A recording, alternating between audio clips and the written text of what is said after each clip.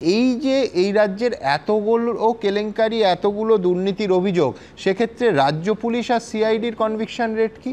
না না না না, কোনো কুইজের প্রশ্ন হতে পারে না, কারণ রাজ্য পুলিশ তো তদন্তটাই করেনি। তদন্ততে কোর্ট সন্তুষ্ট হয়নি বলেই তো এতগুলো দুর্নীতির তদন্ত শেষ পর্যন্ত কোর্টের রায় সেই ঘুরে ফিরে কেন্দ্রীয় এজেন্সির কাছে চলে গেল। তবে বিজেপি সংক্রান্ত উত্তর সজল ঘোষ। না দেখুন, আমি যেটা বলি সেটা হচ্ছে যে এরা যেটা বলছিল যে তাপস রায়কে নিয়ে বলছিল, তাপস রায়কে প্রথমত কোনো বিরোধী দল আক্রমণ করেননি চোর বলে আমার যতটা মনে পড়ে। সাইবেরিয়া থেকে পাখিরা আসে না, তার কারণ হচ্ছে এত বেআইনি নির্মাণ তারা করেছে। শাহরুখ তো বলছে শুভেন্দু অধিকারী কোটেশনও বললো। না না, ও বরানগর পুরসভা আমরা বলিনি তাপসদাকে, বরানগর পুরসভায় নিয়োগ দুর্নীতি কে করেছে? তাপস রায় জড়িত আমরা বলিনি, বিজেপি বলেছিল, আমরা বলিনি। বরানগর দুর্নীতি হয়েছে, পুরসভায় দুর্নীতি হয়েছে। তাপস রায়ের বাড়িতে রেড হয়েছিল। হ্যাঁ, তাপস রায়ের বাড়িতে হয়েছিল কেন? তাপস রায়ের বাড়িতে রেড হয়েছিল কেন? দূর বাবা, শোনো না, বলো না। কিন্তু তাপস রায় তার সাথে জড়িত এটা কখনো কেউ বলেছে? আরে বিজেপি বলেছে ভাই, আমরা বলিনি। আমি তো বলছি আমরা বলিনি। পাশাপাশি উল্টো তথ্যটাও বলতে হবে। এই তাপস রায়ের বাড়িতে যেদিন রেড হলো, বিরল একটা ঘটনা পশ্চিমবঙ্গের রাজনীতিতে ঘটলো যে বামেরা, কংগ্রেস, একাধিক বিজেপি নেতা ইনক্লুডিং সজল ঘোষ বলেছিল যে তাপস রায়ের ক্ষেত্রে এই দুর্নীতির অভিযোগ ভিত্তিহীন। আবারও বলছি, শুভেন্দু অধিকারী দাঁড়াও না।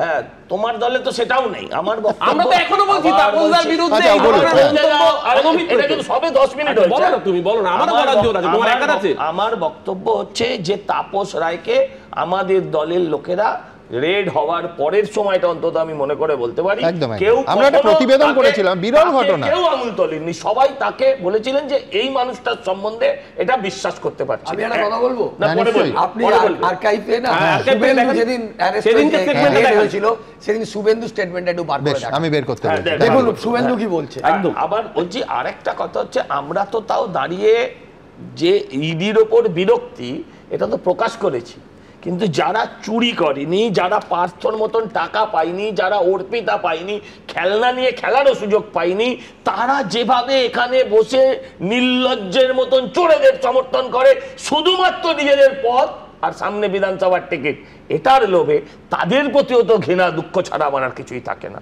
অন্তত আমরা তো বিবেকের কাছে পরিষ্কার। শ্রমিক ভট্টাচার্যের বক্তব্য সমর্থন করো না করো না, তুমি শ্রমিক ভট্টাচার্যের বক্তব্য সমর্থন করো কি করো? আগে বলো, আগে আমার বক্তব্যটাকে সমর্থন করো। তুমি শ্রমিক ভট্টাচার্যের বক্তব্য ঠিক এইখানে আমি দাড়িটা রেখে আমার বক্তব্যে আসি। সেটা হচ্ছে অরূপ একটা তাত্ত্বিক প্রশ্ন তুলেছে, খুব কুট প্রশ্ন, যেটা দলটা শুভেন্দু অধিকারী না শ্রমিক ভট্টাচার্যের, কিন্তু এজেন্সির প্রতি এই অনাস্থা বা এই বিরক্তি, এইখানে বিস্ময়করভাবে আমি পরপর 3 জন বিজেপি নেতার বক্তব্য দেখাবো যেখানে প্রত্যেকের ক্ষেত্রে কোথাও একটা সমালোচনা কেন্দ্রীয় এজেন্সির। আমি প্রথমে শুরু করি শ্রমিক ভট্টাচার্য, আজকে শুধু নয়, 4 সেপ্টেম্বর শ্রমিক ভট্টাচার্য এই এজেন্সির তদন্তে, এই ইডি সিবিআইয়ের তদন্ত নিয়ে কি বলেছিলেন? সিবিআইয়ের কাজের গতি বাড়াতে হবে, কারণ ওরা বারবার বলছে মানুষ ছোট মাছ খেয়ে আর ভালো লাগছে না, তাদের অনেক খেয়ে নিয়েছেন ছোট মাছ। ওই কোথা থেকে গিয়ে মানিক ভট্টাচার্য কোথা থেকে বাচ্চাকে কয়েকটাকে ধরবে, 5% 10% এজেন্ট, ওগুলো নিয়ে মানুষের কোনো ইন্টারেস্ট নেই। বড় মাথা কোথায়? বিজেপির বর্তমান রাজ্য সভাপতির কথা আপনাদের শোনালাম, প্রাক্তন রাজ্য সভাপতি দিলীপ ঘোষ, এবং যখন এটা বলছেন তখন তিনি সর্বভারতীয় সহসভাপতি ছিলেন দিলীপ ঘোষ। কি বলেছিলেন? এমন একটা কথা বলেছিলেন যে সচরাচর বিরোধীরাও কিন্তু ইডি সিবিআই নিয়ে বলেন না। বলেছিলেন সিবিআইয়ের ভেতরের দুর্নীতির কথা, এজেন্সির ভেতরের দুর্নীতির কথা, যে সেটিং সেইখানে হয়েছে। ইঙ্গিত দিয়েছিলেন কেউ লক্ষে, কেউ কোটিতে, কেউ 100 কোটিতে বিক্রি হয়ে যাননি তো। কি বলেছিলেন দিলীপ ঘোষ, বিজেপির প্রাক্তন রাজ্য সভাপতি? দেখাবো। গত কয়েক মাস ধরে এখানে সিবিআই ইনকোয়ারি চলছিল, কিন্তু কোনো ইফেক্ট হচ্ছিল না, কোনো ডকুমেন্ট আসছিল না, ধরা পড়ছিল না। কারণ কি? তার মধ্যেও সোর্সের মধ্যে ভূত ছিল। আমিও শুনেছি, খবর আছে, কিছু জানার পরে কিছু অফিসারকে পরিবর্তনও করা হয়েছে, কিন্তু যথারীতি যা হয় আর কি, সবার একটা পেট আছে, সবাই বিক্রি হয়, তার দাম থাকে, কেউ লক্ষে থেকে কোটিতে, কেউ 100 কোটিতে, সেভাবে বিক্রি হচ্ছিল। মারাত্মক অভিযোগ দিলীপ ঘোষ করছেন 2022 সালের 21শে আগস্ট। এবার আসি 2023 সালের 29শে সেপ্টেম্বর, বিজেপির আরেকজন প্রাক্তন রাজ্য সভাপতি তথাগত রায়, এই এজেন্সির যে তদন্ত, কি বলছেন তথাগত রায় তা নিয়ে? পারসেপশন যেটা তৈরি হয়েছে, দুটো ব্যাখ্যা আছে। যে ব্যাখ্যাটা খুব বেশি তৈরি হচ্ছে এবং যেটাকে আমি দুর্ভাগ্যজনক বলছি, সেটা হলো যে লোকের ধারণা হচ্ছে সেটিং মানে বিজেপির সাথে তৃণমূলের একটা কোনো আঁতাত হয়েছে, এই আঁতাতের ভিত্তিতে অভিষেক যাই করে থাকুক না কেন অভিষেককে কখনো গ্রেপ্তার করা হবে না বা ওরকম ধরনের কিছু করা হবে না, ওই মাঝে মাঝে জিজ্ঞাসাবাদ করে ছেড়ে দেওয়া হবে এবং অন্যান্য যারা আছে গ্রেপ্তার তাদেরও ব্যাপারটাকে একটু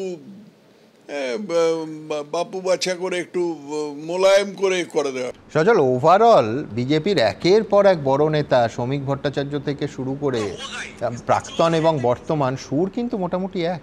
না সেটা আমারও সুর তো একই কথাই বললাম, যেটা সূর্য পূর্ব দিকে ওঠে এটা মোদিজি বলেছেন বলে মমতাদি যদি বলেন পশ্চিম দিকে ওঠে, এটা তো বোকার মতন কথা, ওটা ওনার পক্ষেই সম্ভব। এটা তো সত্যি ঘটনা, আমরা তো চোখের উপর দেখতেই পাচ্ছি যে ইডি আসছে যাচ্ছে। দেখুন, এটা ঘটনা কয়েক হাজার কোটি টাকা তারা এই পশ্চিমবঙ্গ থেকে বাজেয়াপ্ত করেছে, কিন্তু আমরা তো টাকা বাজেয়াপ্ততে আর ইন্টারেস্টেড না। আমরা তো টাকার পাহাড় দেখে নিয়েছি, পাহাড়টা আরো বড় দেখবো, এর থেকে বেশি কিছু না। আমরা যেটা দেখতে চাই সেটা হচ্ছে আসল যে মাথা সেই মাথার কোমরে দড়ি। হ্যাঁ, সবাইকে যদি কোমরে দড়ি নাও পড়ানো যায় তাকে ধরে নিয়ে যাওয়া হচ্ছে। আমি 30 সেকেন্ড নিচ্ছি। Behind the bar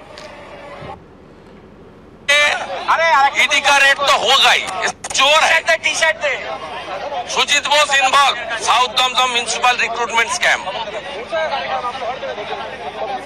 His two direct relative engage in Kamarhati municipal. দাঁড়াও না ভাই, অনেক না। Tapos Rai also involved. Tapas Roy এই যে তাপস রায়, আরে ও তো সুজিত আবার শোনাবো ভাই, আবার শোনাবো ভাই। আমি কিছুক্ষণের বিবাদ বর্জন করবো। আমি সোজা কথা একদম আমি সোজা আর্কাইভে দর্শকদের সরাসরি দেখিয়ে দেবো। না একদম অডিও এবং ভিডিও দুটো সমেতই আপনারা দেখবেন। কিন্তু এইখানে দ্রুত একবার আমি আজকের এই রেডে ফিরলাম, তার কারণ আজকে রেড শুরু হয়েছে, এই রেড আগে কেন হয়নি, সুতরাং আজকের এই রেড সম্পূর্ণ অবান্তর, এ কথা বলার সময় কি এসেছে? আজকের রেডটা ঠিক কী বিষয় দ্রুত আমার পরের প্রতিবেদনে আপনাদের মনে করিয়ে দেবো। 2024-এর 12ই জানুয়ারির পর 2025-এর 10ই অক্টোবর পুর নিয়োগ দুর্নীতি মামলায় 1 বছর 9 মাস পার। ফের পুর নিয়োগ দুর্নীতি মামলায় দমকল মন্ত্রী সুজিত বসুর ঠিকানায় হানা দিল এনফোর্সমেন্ট ডিরেক্টরেট। তল্লাশি চালানো হলো তার অত্যন্ত ঘনিষ্ঠ বলে পরিচিত তৃণমূল পরিচালিত দক্ষিণ দমদম পুরসভার ভাইস চেয়ারম্যান নিতাই দত্তর ফ্ল্যাট ও গোডাউনে। পুরো নিয়োগ দুর্নীতি মামলাতে একদিকে যেমন সুজিত বসুর সল্টলেকের অফিসে তার রেস্টুরেন্টে যেমন অভিযান চালানো হচ্ছে, তার পাশাপাশি কিন্তু যে গোটা ফ্লোরটা তুমি দেখতে পাচ্ছ সেই ফ্লোরই হচ্ছে গোটা নিতাই দত্তের ওনারশিপে রয়েছে, সেইখানে অভিযান চালানো হচ্ছে। কিন্তু কে এই নিতাই দত্ত? কেনই বা পুর নিয়োগ দুর্নীতি কাণ্ডে বারবার উঠে আসছে তার নাম? দক্ষিণ দমদম পুরসভার ভাইস চেয়ারম্যান নিতাই দত্ত 2022 সাল থেকে এই পদে রয়েছেন তিনি। পুর নিয়োগ দুর্নীতির তদন্তে 2023 সালে 5ই অক্টোবর তৃণমূল নেতা নিতাই দত্তের বাড়িতে তল্লাশি চালিয়েছিল ইডি। সূত্রের দাবি সেখান থেকে নিয়োগ সংক্রান্ত 7 পাতার নথি এবং পুরসভায় নিয়োগ সংক্রান্ত অ্যাপয়েন্টমেন্ট লেটার উদ্ধার হয়। পরে নিতাই দত্তকে সিজিও কমপ্লেক্সে ডেকে একাধিকবার জিজ্ঞাসাবাদ করে ইডি। পুর নিয়োগ দুর্নীতির তদন্তে ইডি এবং সিবিআইকে নির্দেশ আদালত দিয়েছিল, তাই আদালতের নির্দেশে কোনো সংস্থা যদি তদন্ত করে তাহলে তার সঙ্গে ক্রিয়া এবং প্রতিক্রিয়ার কোনো সম্পর্ক নেই, রুটিন ব্যাপার। এবং তদন্তে যেখানে যেখানে যা যা হদিশ পাওয়া যাবে তল্লাশিতেও কেন্দ্রীয় সংস্থা সেখানেই যাবে। ভোট আসছে, মুভমেন্ট, বৃষ্টি বাদলা, রোদ্দুর, অনাবৃষ্টি, ঝোড়ো হাওয়া, বাতাস, শান্ত আবহাওয়া, এগুলো আবহাওয়া অফিস থেকে বোঝা যায়। আর ভোট আসছে কিনা এটা সিবিআই ইডির মুভমেন্ট থেকে বোঝা যায়।